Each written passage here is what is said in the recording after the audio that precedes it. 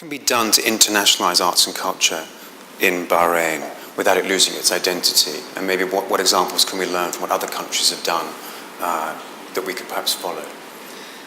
I think that Bahraini art, the culture is innate in the art itself, in the work itself. So exposing it internationally and taking it abroad doesn't, disturb that in any way. It just exposes it to the world and lets the world in on the Bahraini art scene, see what we have to offer.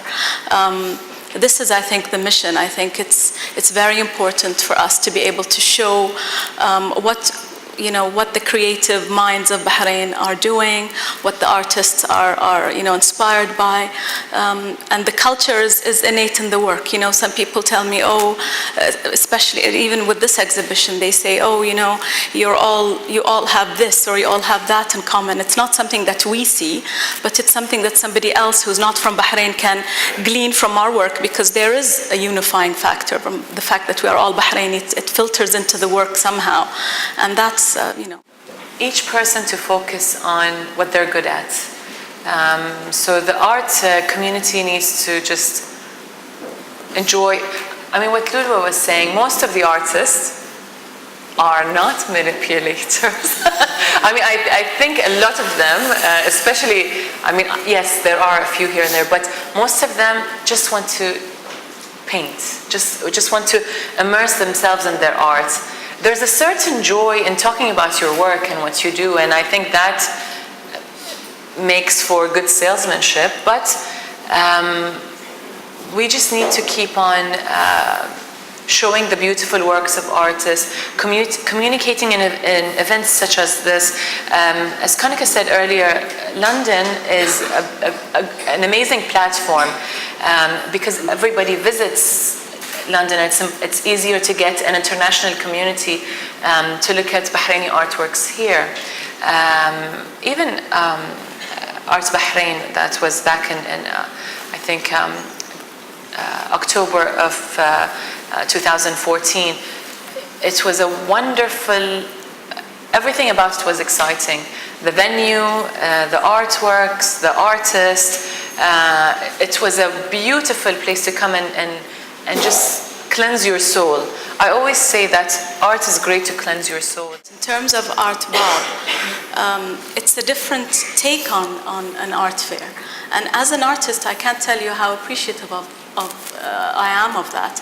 I mean, Alistair was talking about how artists are put in boxes and how the art world is very powerful and we have to, bow down to it, yet, sort of, look at it from an objective perspective. And the fact that in ArtBAB, artists are able to exhibit their work by taking their own booths and being in charge of their, of the way they exhibit their work. It's a new thing for art fairs, and I, as an artist, really appreciate that. It gives me, total creative control on what I'm able to show, and I like that very much. And I think ArtBAB is thinking out of the box, and well done, Kanika. Thank you. Yeah.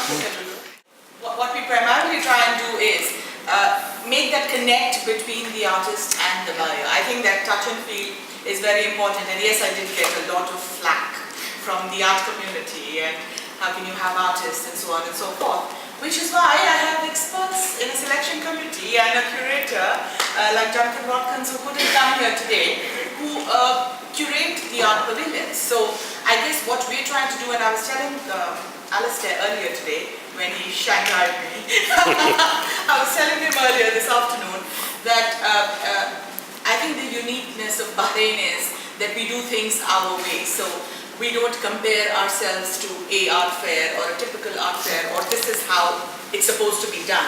We've tried to create a niche, and I think one of the strongest elements of it, like Sheikh Alulwa said, is the fact that I've been an art dealer, if you will, for a decade now. So I have interacted with artists and curators and buyers, and I think beyond a point, the buyer really wants to know what is the artist thinking.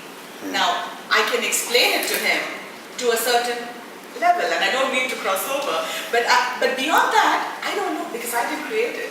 So one of the things that, yes, is different and unique about ArtBAB is that we're trying to bridge that gap. that's produced by Bahrainis. Yes. So for somebody that hasn't lived in the Middle East for a long time, Yes.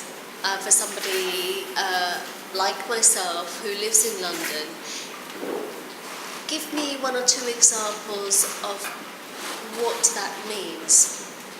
Sure. That's a difficult question. It is a difficult Sorry. It's a really good one. That's why she asked. I just want to understand it a bit deeper. Okay, can I? See, answer the question. This is so funny. Sorry. I guess you're absolutely right, and I think it's a very, very valid question. We were having this conversation with Natasha. Where are you? We were having this conversation yesterday where, as an onlooker and an expert in the arts herself, Natasha brought about a very valid point where she said that, you know what's interesting about the artists of Bahrain? That they do not move away from their base. And I guess being a Bahraini herself, that's what Nada was trying to say. Art is going through a transition where I think sometimes, and my apologies to all the artists here, I find that the artist just reverses his canvas because he wants to be different. And it happens. I've seen it a lot of times, and then I humbly just stand and say, oh, it's very nice. But the honest truth is, I don't understand it. And I'm not supposed to say that because it's not the right thing to say. The thing about Bahrain is that despite the education and the transverse cultures and I think the growing expat community, so all the modernization, if you will, the artist retains his own. If you go back into actually seeing their works, the collection which is available, you'll find very contemporary pieces. In fact, when we did an event at the Victoria Albert Museum, which opened at the Victoria Albert Museum, but we did it at a gallery in St. James at Gallery 8, one of the buyers made a very interesting comment and said, but there's only one calligraphy. So, you know what I'm saying? That people expect that, when there is art coming from the Middle East, it's going to be very patronizing, or there's going to be nothing for a unilateral, or like you said, a person like yourself. I think what Nada was trying to communicate is what I am very inspired by about the artists of Bahrain. They have not, and I don't see it happening, they have not lost their identity. In fact, they're very, very proud of who they are. So that builds their integrity and the strength of their artwork.